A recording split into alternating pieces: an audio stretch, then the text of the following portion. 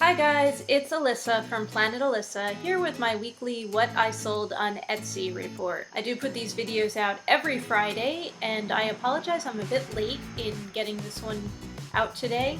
Hopefully it's still Friday by the time I upload it. It was just one of those days where I ran out of hours in the day. This week was kind of a slow Etsy week for me. We did have a holiday in there. It was Labor Day weekend last weekend.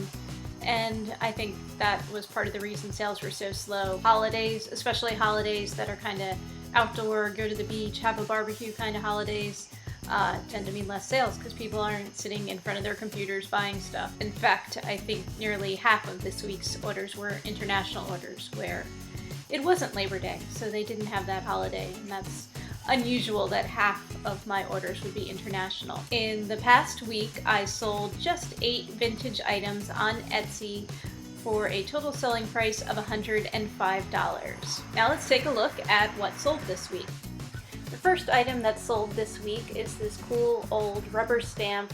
It's got a series of numbers and symbols on dials. I sold this for $30, and I picked this up a few weeks ago at a barn sale. As it happens, I picked up this strawberry shortcake recipe book on the same day, although at a different location. I picked this up at a church rummage sale. It sold for $15. Another rummage sale find were these plastic drink stirrers. It's a new old stock package. And actually, at the time, I picked up a bunch of these different packages with different shaped drink stirrers. Probably somebody who worked for the company that made them, since it wasn't too far away from here. I sold these for $8, and I do believe these are the last of my drink stirrer packages. This old velour shirt also came from a rummage sale. I sold this for $20. I don't do too much clothing, but every once in a while if I find something kind of cool, I do pick it up. This vintage Tupperware lunchbox came from a thrift store. I sold it for $10. Vintage Tupperware is a pretty reliable seller. It doesn't bring in a huge amount of money, but it sells regularly. So if you see some and it's in good condition, you should definitely pick it up. Another week, another Florida license plate. I picked this one up at a rummage sale. This is the last of my Florida plates, although I think I have some Pennsylvania ones left in the store. It sold for $8. This vintage handkerchief with a cowboy illustration came from a thrift store. It came with some other handkerchiefs grouped together in a bag.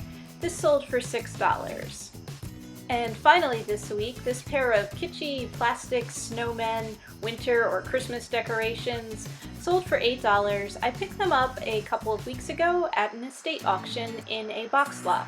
Thank you everyone for watching. As I said, I do try to put out what I sold videos every week, and also put out other helpful videos to give those of you who are starting a vintage Etsy shop or are thinking about starting a vintage Etsy shop some tips and ideas for starting your store, running your store, pricing items, and all that sort of good stuff. Okay, happy selling everyone!